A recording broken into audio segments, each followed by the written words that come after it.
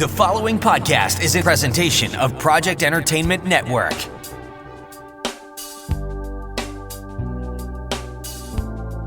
Welcome to the Sample Chapter Podcast, the show where authors read a sample chapter from one of their books. Here's your host, Jason A. Meiske.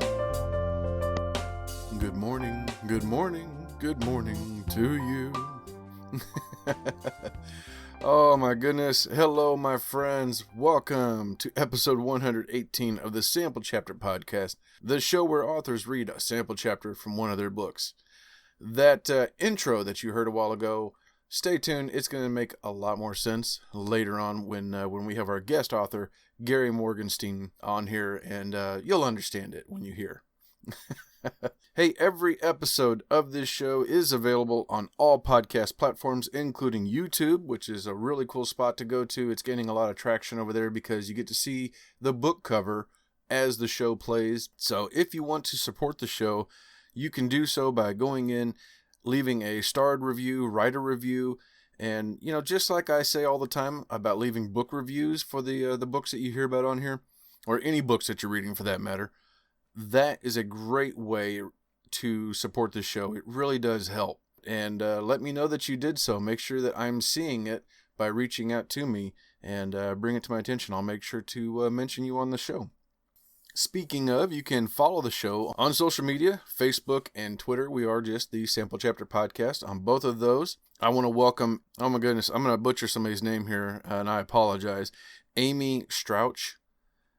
I want to welcome her as a new listener. She heard our promo spot on the Mondo Method over on Project Entertainment Network, one that our show is also a part of, and came over to start listening to episodes. So thank you, Amy, for checking it out. I know you're going to find some new favorite authors and books here on the in the backlist.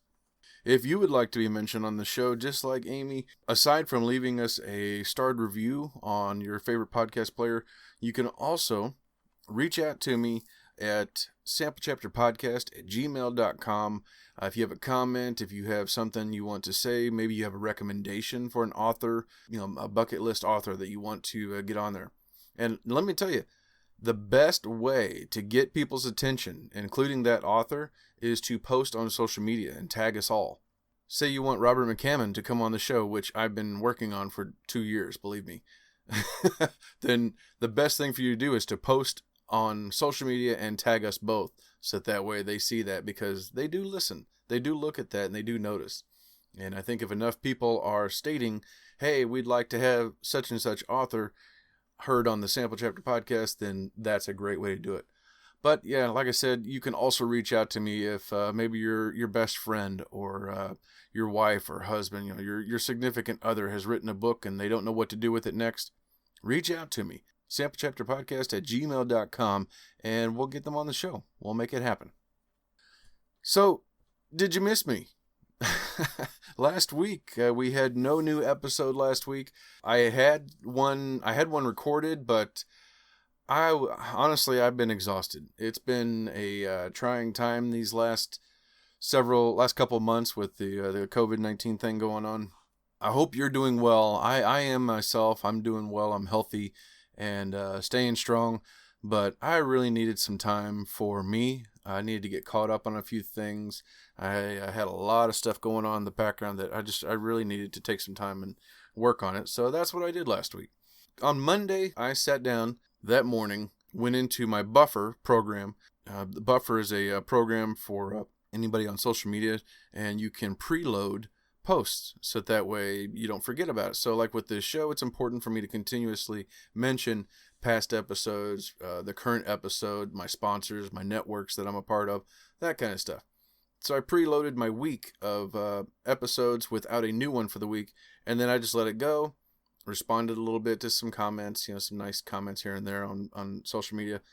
And aside from that, I didn't look at my numbers. I didn't do anything else the rest of the week. And I've got to say, I am so incredibly humbled. The attention that you listeners gave this show, even when there was no new episode out there. You guys are incredible. Sample Chapter fans are the greatest fans there are. To have no new episode and still have the kind of download numbers I had last week, Oh my gosh, you all are incredible. I'm blown away. You guys are wonderful, and I appreciate that you guys are listening and finding new authors. You know, among other things I did last week, I also was able to edit several chapters on my upcoming novel idea, and I got a few new authors scheduled for the show. Actually got a few appearances for myself scheduled, so that's exciting. That's always a fun thing to do whenever somebody reaches out to me about coming on their show. So that's really cool, and I'll be sure to let you know when that comes up. Speaking of being on another show, this week's guest, Gary Morgenstein, he and I were both on the Wormhole Riders website. We were guests on there for a roundtable discussion about our work and how our stories affect other things. And that was a really cool interaction to get to do. Make sure you check out the show notes and you'll see that interview with Gary on there, and then mine's in there as well as another previous guest, William Schlichter. He's also was also in that roundtable discussion with the Wormhole Riders. So I'm going to make sure to put a link in the show notes for that, so you can go right in there to see Gary's, and then you can shop around or look around, and I believe right there at the bottom of the screen you can see the links for the other ones. But that was my introduction to Gary, and one of the things about this show that I just absolutely love is meeting authors that are new to me. So with Gary, he was somebody who I wasn't familiar with his work. I wasn't familiar with who he was. I saw a portion of his video, and I just knew about this incredible baseball book that he's got, futuristic baseball book that he's got that's doing really well. So I was looking forward to having him on the show. Lo and behold, imagine my surprise when I find out some of the ways that he has affected pop culture today. Gary was the guy behind, well, he would be too humble to admit it, but I have a feeling he's a huge reason for the success behind the one and only Sharknado Shark series. You're going to hear that story here coming up. I'll let him explain it, but it sounds to me like he's the one that held the candle and made sure that things happen. And oh my gosh, what an incredible treat that turned out to be. We had such a fun time. I challenge you not to smile whenever he's talking about Sharknado. He also talks about that when you're an author, you are captain of the ship. It's up to you to take care of everything, and you also have no one else to blame but yourself when something is wrong. And we're going to hear the most important tip of the day Gary has for us is everything bagels with a schmear of cream cheese for inspiration. You'll see what that means coming up here in just a moment, so stay tuned. You don't want to miss out. First, I want to thank our longtime sponsor, U-Sto-All out of Warrensburg, Missouri. They are the #1 self-storage facility in the Warrensburg area. With 2 facilities, both of them fenced in, climate control, and solar powered, they are the pinnacle of self-storage. Hey, check them out online at U-Sto-R-All.net for more information. And that is spelled the letter U-S-T-O-R-A-L-L.net. And of course, I want to thank my favorite writing software, Scrivener. I'm not going to go into it too much. You guys know how I feel about it if you've been listening to the show for a while. So check out this advertisement and learn how you can save yourself 20% on the regular desktop version.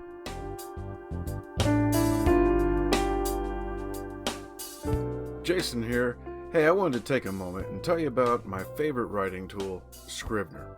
Now, I know you've heard about Scrivener because their writing software has been embraced by hundreds of thousands of other writers like you and I, from the novice to best-selling novelists. The reason we all use it is because of Scrivener's core concept to bring all the writing tools you use together in a single application. And with tools like automatic backup, character maps, project goals, and let's not forget that amazing corkboard, you can see why I use Scrivener every day. As a bonus for Sample Chapter podcast listeners, use code CHAPTER for 20% off your desktop version. Scrivener writing software, built by writers for writers. Thank you so much to Scrivener for sponsoring the show. You guys are incredible, and I love it. I know you're going to love it too, everybody out there listening. If you are thinking about writing, give it a try. I want to give a shout out to my two networks that I'm a part of. I want to say hey to Joey Mills and the guys over at popgoestoculture.com. Their flagship show, Pop Goes the Culture, is still running. They've got some pretty wild shows that they've been doing, sharing everything pop culture and more. Click the link in the show notes to find out more about them and all the other shows like mine that's in that list. And of course, Project Entertainment Network. They now have over 30 incredible podcasts within the network, just like this one. What evil lurks in the heart of Don Mondo? Only Chucky the Buddha, the enforcer of the Mondo Mafia, knows. Join them each week on the Mondo Method podcast as Chuck tries to get Don Mondo to reveal what is best in life and where he hid the bodies. Oh, they also talk about writing and being professional authors. The Mondo Method podcast with Armand Rosamilia and Chuck Buddha, weekly, wherever you find your podcasts. Thank you so much for checking out that advertisement. So let's get on over to our interview with playwright, author, and supporter of the Everything Bagel with a schmear of cream cheese, Gary Morgenstein, coming right up.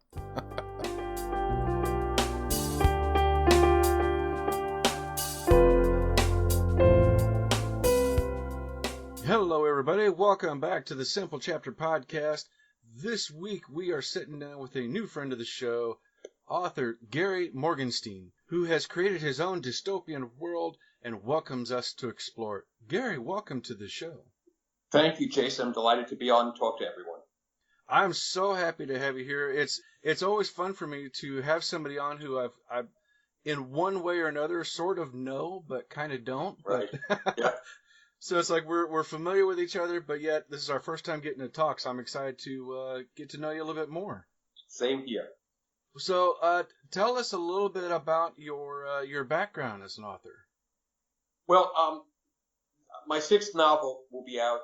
A Festival for Freedom will come out next year, probably in the spring, from BHC Press.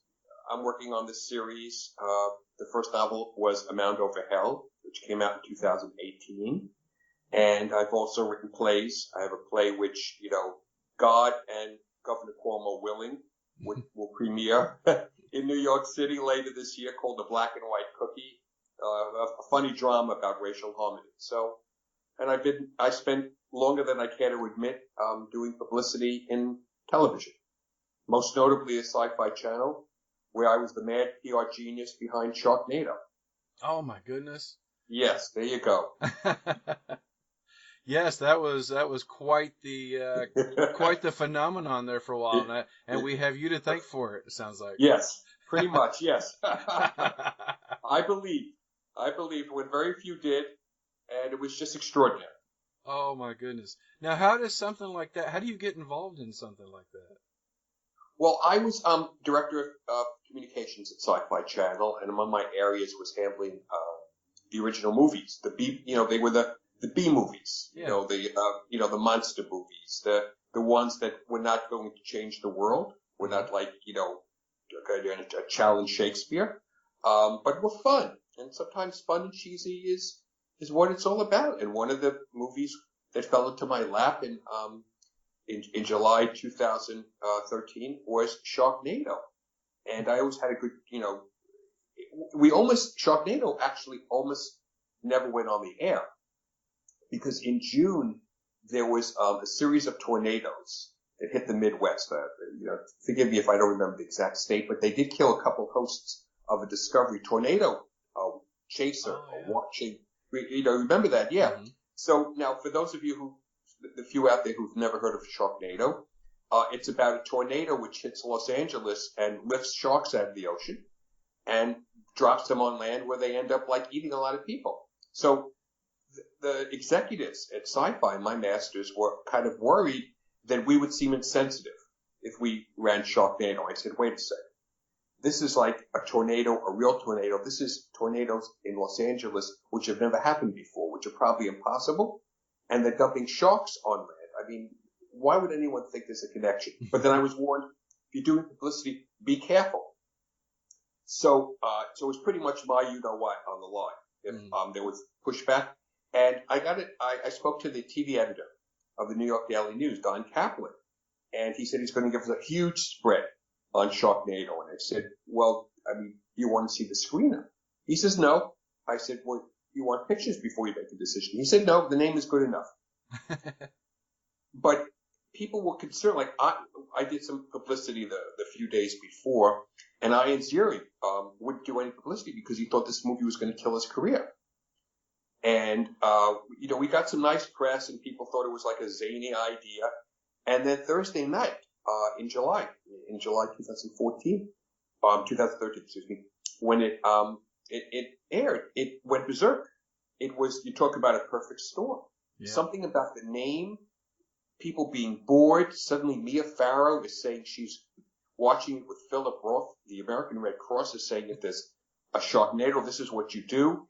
And I woke up the next morning, and I had a lot of emails. I thought, well, this is a little strange. And then I went to my then girlfriend's house because I had to borrow her suitcase because I was going to San Diego Comic-Con in a few days.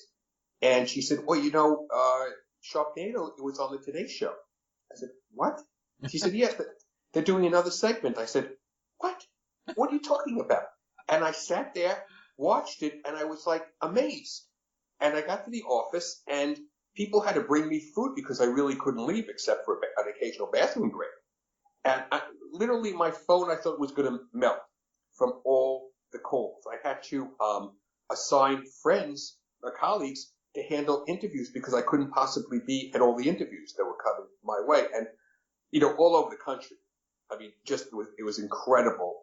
The evening news, and finally the Nightline called. And they said, well, we want to do an interview, a piece about Sharknado. And I said, wait a second. There was just a military coup in Egypt, and you want to do something about Sharknado? They said, yeah. I said, okay, then fine. And, for the next several years, it was crazy. It was a cultural phenomenon. And I have 2 cameos in Sharknado 2 and Sharknado 3. It just hit something with people because it was funny, it was absurd, but people, as long as you took it for what it was, and people need to escape sometimes, and it embodied escape, and then we had simultaneous airings, of course, all over the world, and I mean, my favorite Sharknado was Sharknado 2 because I think that one had the most soul. It was set in New York, and it kept getting delayed for various reasons, and so finally the production starts in February, which, can be a mite chilly in New York City. So the script said that we were supposed to shoot in Yankee Stadium because that's where the Sharks were going to hit, and the Yankees didn't want their stadium, wrecked even by CGI. This was beneath them. But the Mets said, sure, come to Citi Field. So we came to Citi Field, and it was like 15 degrees and snowy. Now, the casting call told people if the movie's set in the summer. This is a baseball game, supposedly in July. So people are showing up in their shorts. And I was like, oh, my God, we're going to kill people. So folks are turning blue. We had to get like space heaters. And the talk was on, okay, now how are we going to explain this snow? Well, it was easy. It's Sharknado. It changed the weather. And, it was... Sharknado was bulletproof because someone said, well, it's stupid. Well, yeah, duh. What do you think? Is this, this is not physics here. Yeah. But it was just kind of amazing run. And, it's television history that I was part of it. So I'm kind of proud of it. Oh my gosh. Yes, as you should be. Yes. That's some great success and a whole lot of fun and great memories, it sounds like. Yeah. Yes, it sure was. Now, and you've been, like you already mentioned with your Black and White Cookie, the play you've got. Do you have other plays, or do you do this on a regular basis? Yeah, I split it up. I have another play, Tomato Can't Grow in the Bronx, which is set in 1968, about a Bronx family, working class family, trying to flee the tenement, and I'm developing a TV series with my writing partner, Russell Friedman, called Joyland. Which is set in the 1960s. So I try to do, a bunch of different things. The first thing I ever did was write novels, and that will always be my first love because you are, as you know, Jason, you're the captain of the ship. Mm-hmm. And you also can't blame anyone. You know, That's right. right? You know, you write a play and it's like, oh, jeez, where did we get this actor? They blew the lines of, what was the director thinking? It's too bad. If something's wrong in your novel, it's you. You did it, buddy. You can't, you know, it's so I kind of like that, and I like the freedom, and obviously when you're writing a dystopian novel, and mine is set, I mean, just briefly, it's set, it begins in 2098 after America and the West has lost World War III to Islam. Mm. So, yeah, so that kind of leans into 700 years of a clash. Because I was thinking, okay, the idea came to me, some years ago, my wife and I were having Sunday morning breakfast. We were having bagels and cream bagels, or everything bagels with a schmear, as is the custom of my people in Brooklyn on a Sunday morning, listening to the Beatles. And this idea came to me. What if and I'm a huge baseball fan, what if this baseball's final season ever, but it's set in a dystopian America that's fallen apart? I thought, well, okay, it's kind of cool, but I need a little more than that to write a novel. And I thought, well, I didn't want to do environmental, I thought America should have lost World War III. But to who? And to lose to the Russians, well, here we go, it's like Red Dawn, right? To the Chinese, it's boring. But Islam, that hits a lot of buttons. Like I see it, it's a 700-year clash. It's a culture clash. There's a clash of religions. And I thought, well, that'd be kind of interesting because I wanted to show America in decline, a once great nation, an empire, if you will, in the most, what I consider the best of the definition, having lost its way. And in this post war society, there's something called the family. So there's no longer democracy, capitalism, socialism. It's just run by the family, run by the elderly grandma, and it's a different world. It's patriotism is outlawed. The entertainment business, banks are outlawed under the anti-parasite laws. There's no social media under the anti-narcissism laws, and it's about doing your best and treating other people civilly. And it's beyond identity politics. There's almost all the characters in my novel are diverse for some background or another. Mm-hmm. I'll get in trouble if I start ticking them off and I forget one. But but this is science fiction in the 22nd century, and the world is not going to be white. It's just how it is. Yeah. And get real. Get with it. But for example, there's something called disappointment villages. Okay, so say this is not. Remember the movie Elysian with Matt Damon, where usually future, you're right. The poor people that put ghettos, barrios, right? And this is nothing at all. If you fail, say, Jason, you've tried your best, you just can't cut it, man. You've tried this business, that business, you and your partner, your wife, your kids, whatever. So what are we supposed to do with you? Well, there's no welfare, because if you failed, it's your responsibility. Mm-hmm. So you get sent to the DVs, the disappointment villages, so you get a reboot. Oh. So so you get to try again. Now, more often than not in this world, it's the kids who emerge, because the children are paramount. In the war, 17 million Americans died, 4 million of them children. So abortion's illegal. Birth control's illegal. But teachers are revered.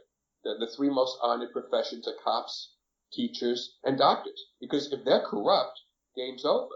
And, the corruption of the system, the political system, it's gone. You would, again, okay, Jason, you're brilliant, whatever. You own a business, and you sell great, and you're number one. But you can't do it by stabbing Gary in the back. Okay, yeah. If we're in the work world, you can't say, oh, Jesus, Gary, he sucks. What are we going to do? You can't do that. Right. It's all about, you're encouraged to succeed as much as you can, but you have to do it in a positive way. But through all this is the darkest side, because, individual responsibility has its costs. With great power comes great responsibility. And so we enter baseball, which had been dying for a long time. No surprise, as we're starting to see it now. And baseball was associated with treason, because there was a group called the Miners who wanted America to prosecute the war more vigorously and to use tactical nuclear weapons if need be. And they launched a terrorist attack during Game 7 of the 2065 World Series at Amazon Stadium, then Yankee Stadium. Tried to take out the family, the government leadership. They failed, and baseball was disgraced. And so all the stadiums were torn down, the remaining ones, owning baseball cards, memorabilia, illegal. And there's just one, as the novel opens, as you'll see later when I read the chapter, it opens in the Bronx, at the last ballpark left. It's 2098 season, and that's going to be it for baseball. They're going to raise down Amazon Stadium and put up, homes, buildings, and that's it. Mm-hmm. And wow. So when you talk about building a world, it's a challenge, because you're always saying, oh, well, how do I explain this? And your readers are going to bust you. If I take a shortcut, they're going to know. For example, there's cops. Cops have to be above the law. Mm-hmm. There's no corruption. Cops, this is not like on television or movies where the cops bang someone about, step over the line. You're not allowed. It's just unthinkable. So how do you prosecute? How are you fair while still doing that? And so makes it, sometimes I'll say, well, why did you do that to yourself, man? That's hard. Why'd you have to make it so complicated? For example, in the novel, one of the characters gets pregnant. Now since we're in a society where family is paramount, loving someone, and again, family, gay, straight, doesn't matter. That's irrelevant. It's just as long as you love someone. But it's the nuclear family that's important. And single women, you can't keep the baby. Just flat out. You're not considered the proper role model in this world. We need families. And so I thought, okay, now I got her pregnant. What's going to happen? Well, she's not going to be able to have an abortion, because if children are, at the top of the list, if everything is done for the child, abortion wouldn't be tolerated. So I had to think of, ways around that. It's interesting. Yeah. Sounds like it. Oh my gosh. Yes. And that's amazing. So, and for all the listeners, again, that's a mound over hell that we're talking about. And it all began with a simple breakfast. Simple breakfast, everything bagel with the schmear cream cheese. With the schmear. Don't forget the schmear. No, that's what did it, boy. That's, try it at home. Be careful. I don't know what'll happen. Oh my gosh. I tell you, that's one of the fascinating things with this show is I've had over 100 authors, and I just love hearing ideas that something just so, here's this remarkable sci-fi story in 2009, a post-World War III and everything, and it all began with breakfast. And that's it's just, right. Wow. Well, yeah, the creative process, we really don't know how it happens. Yeah. Right? I mean, that's a mystery. You can see the result. But exactly, when you think about what we do as writers, we have people running around our head talking to us. And that flat out, that sounds like, you should be committed, but that's the truth. And how many of the 100 writers, I'm sure 95% would say, well, yes, sometimes the characters take over the story. And you go, well, no, but it's true. Right? Yes. Or some side character wants to take over and make it their story. Yes, exactly. And where'd they come from? And they and you try to nudge them aside, but sometimes you just have to say, okay, I give up. Do it. Go ahead. Have fun. Let me know when you're finished. But that's, and how can you scientifically explain that, much less even clearly to people who look at you kind of, they'll tolerate you, but that's how it is. That's the process. So, exactly. For all those out there, writers, we're all brothers and sisters. Mm-hmm. We know what you're going through, really. I'm going to guess. Don't let people call you crazy. Yep. I'm going to guess that you and I probably write similar, that we have the idea in our head, we have an idea of where it's going to go, but the rest of it's all exploring. We're just pantsing it. Yep.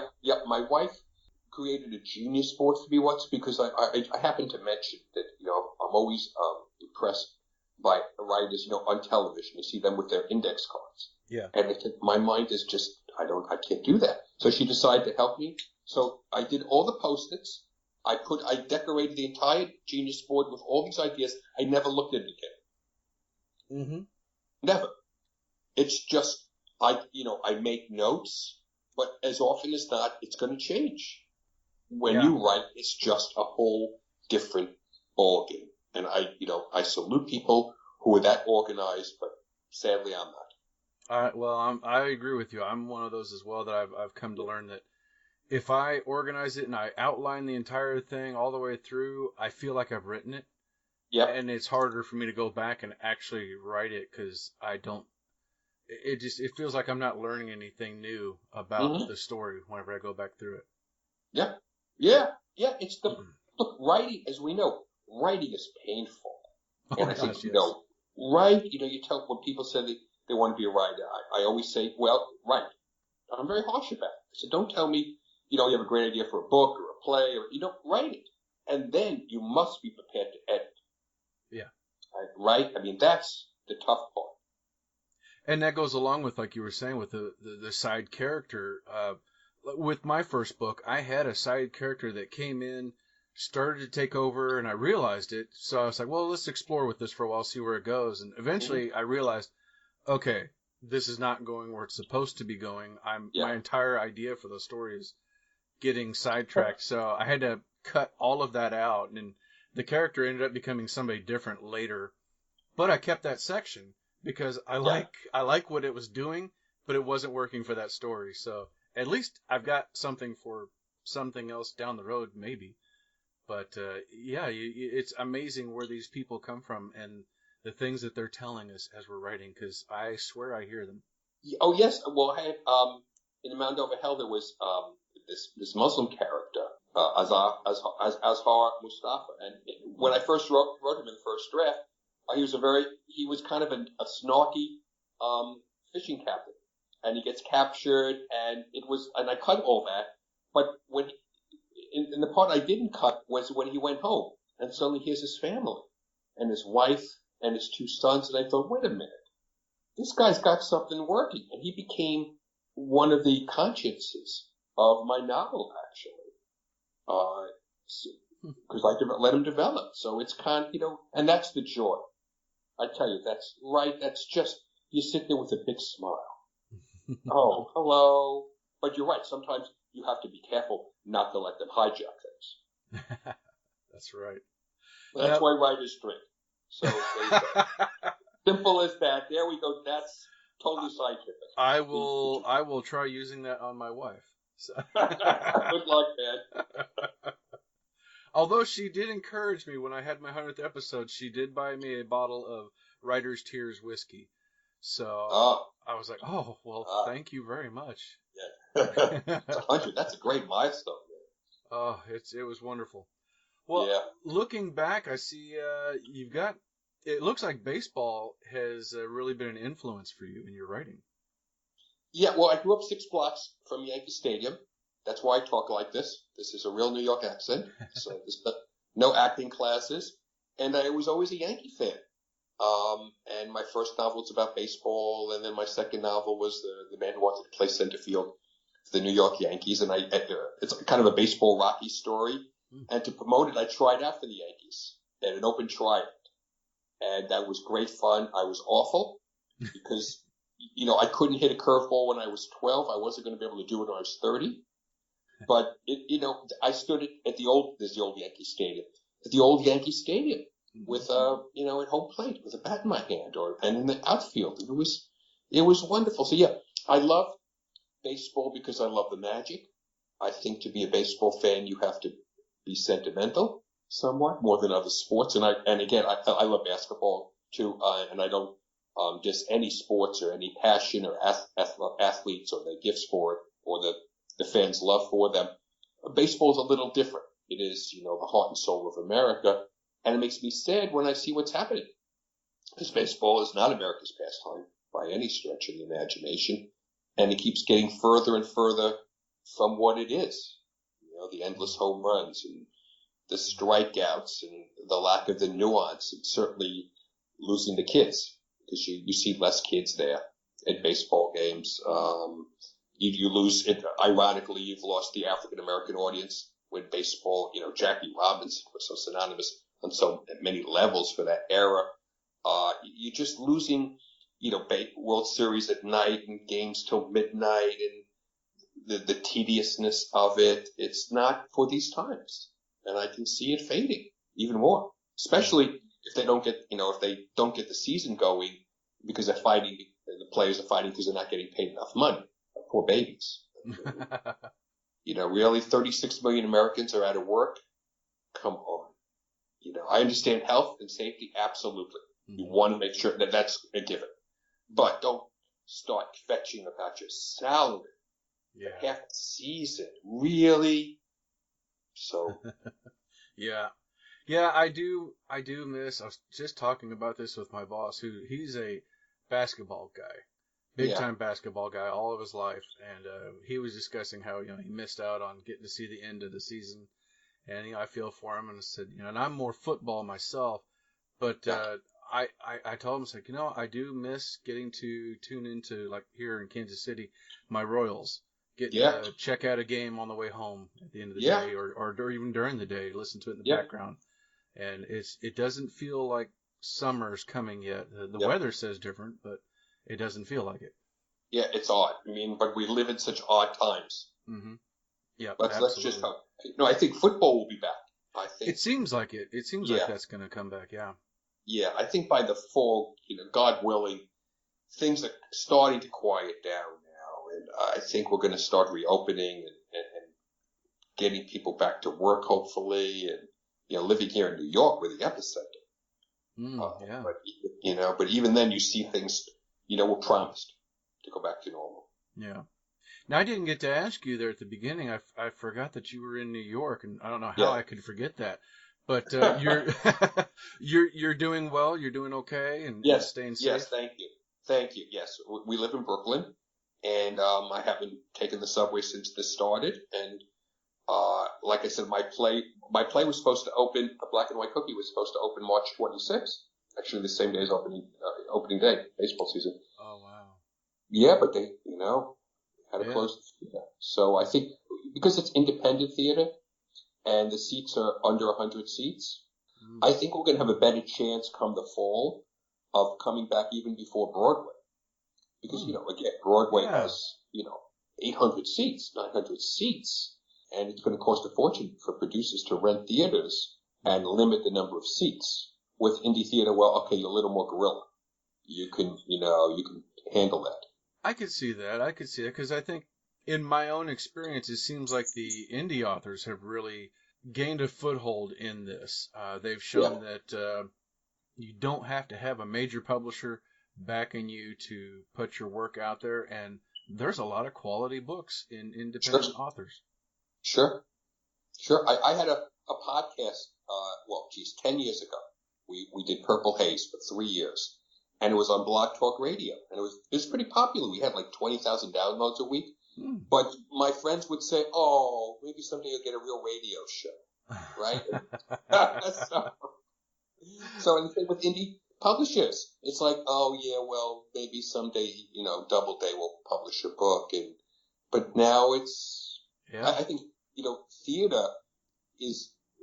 They've been doing Zoom productions, Zoom readings. I had a reading actually of Zoom of my play Tomato Can Grow in the Bronx on createtheater.com a few weeks ago. And so theater has always been resistant to streaming and to that sort of all the digital platforms. And I think because of this situation, they've opened up a little more, which is good. Yeah. If you can't get to the theater, you have something on Zoom. Now, it's not the same, obviously. Right. But I think at some point the technology will advance, and you'll see, and it will be cost efficient, and then you could stream all over the world in the same way like you're all over the world right now. And it's for as scary as some things are, it's also kind of exciting to see what's going to come out of this and where we're going to be a year from now. Yes. So. Yeah. We'll prevail. Exactly. Oh my gosh, Gary, this has been wonderful. I've had such a wonderful time talking to you and getting to learn a little bit more about you. Where can people find and follow you?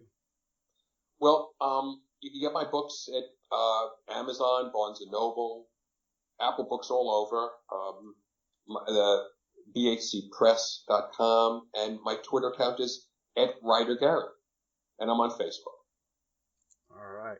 And everybody can go on over to, he had a very wonderful interview and a video interview over on Wormhole Riders, which is how Gary and I connected previous to this. I'll put a link on there for that as well. You know, anybody who's really looking hard up for entertainment right now, you can also find mine in there. So, you know, if you're really desperate. So. We kicked butt. Come on. Oh, it was great. It was so much fun. So. Yes, wasn't it? All right, well, ladies and gentlemen, like I said, I'm going to have links to all of that in the show notes. It's time for me to hand the floor over to our guest, Gary Morgenstein, with his latest book, Mound Over Hell. Well, thank you very much. And I will try to be as Shakespearean as possible. No, don't worry. I'm not going to ham it up. It's always strange for a writer to read his own words.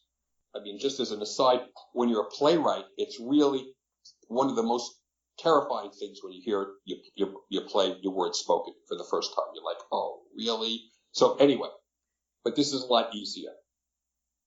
Mound Over Hell, Chapter 1. On opening day of the last baseball season ever, Puppy Nedick woke up to find a hologram named Greta dancing on his chest. He wasn't happy. Good morning, good morning, good morning to you. Did you sleep well? The brown wooden shutters automatically slid open, letting darkness spill into the small bedroom. Puppy glared at the 10-inch high alarm clock HG. He so hated Zelda for giving him this birthday present. He stumbled out of bed, landing on all fours. Does Puppy need help? Just tell Greta what you want and she will do it. He crawled under the bed but couldn't find the plug, while the top of his head found the bed spring, adding a bruised skull to his hangover.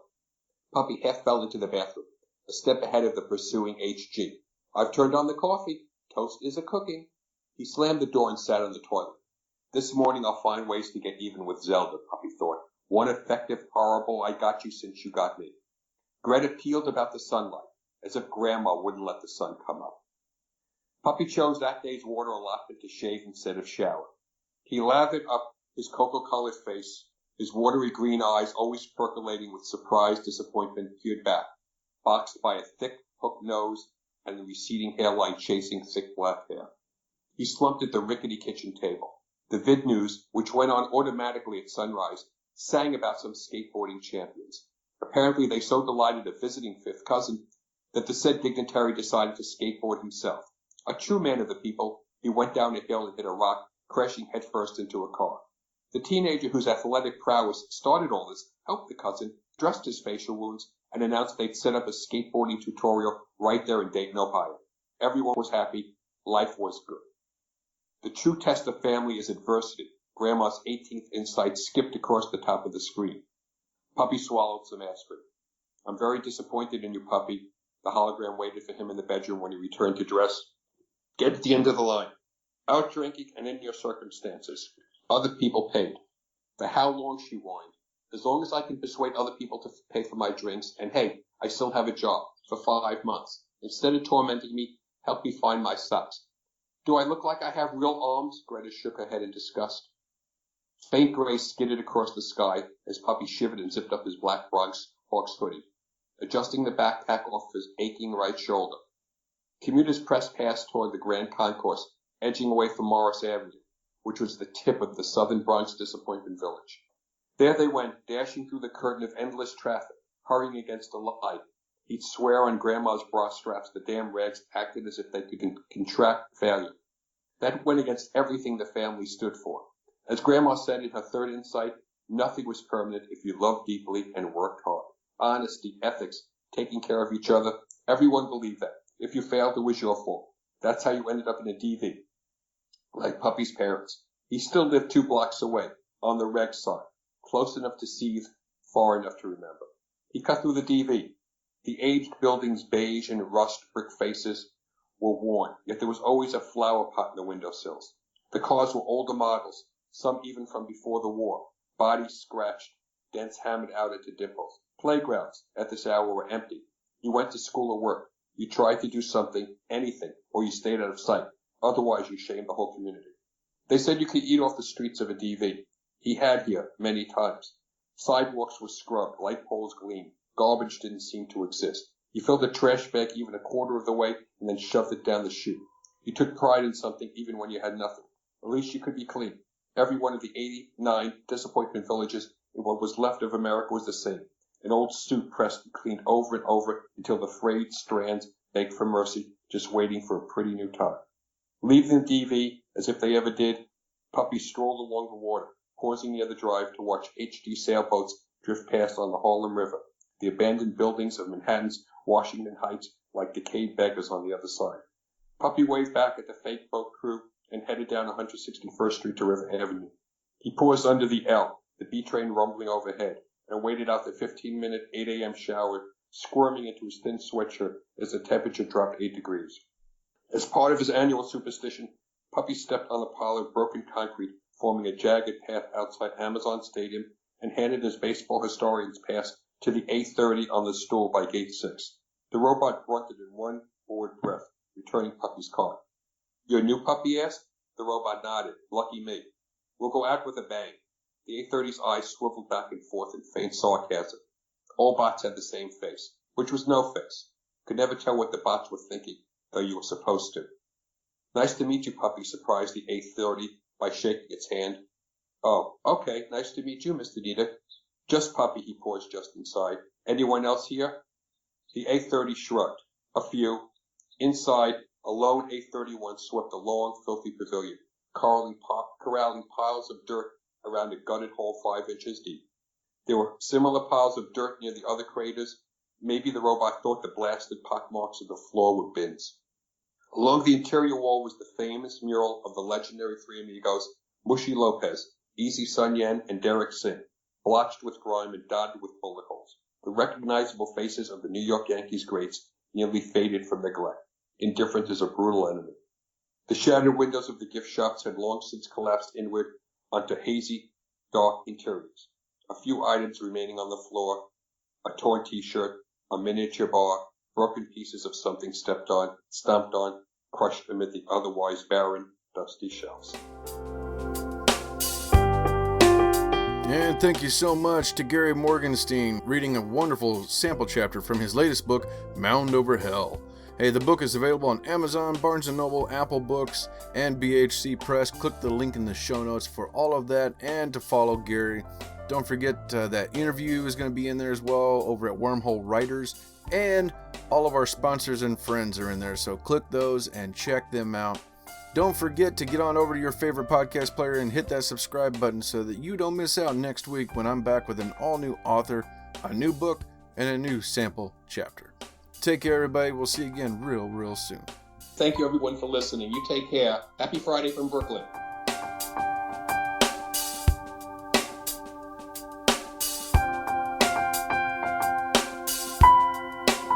This has been a presentation of the Project Entertainment Network.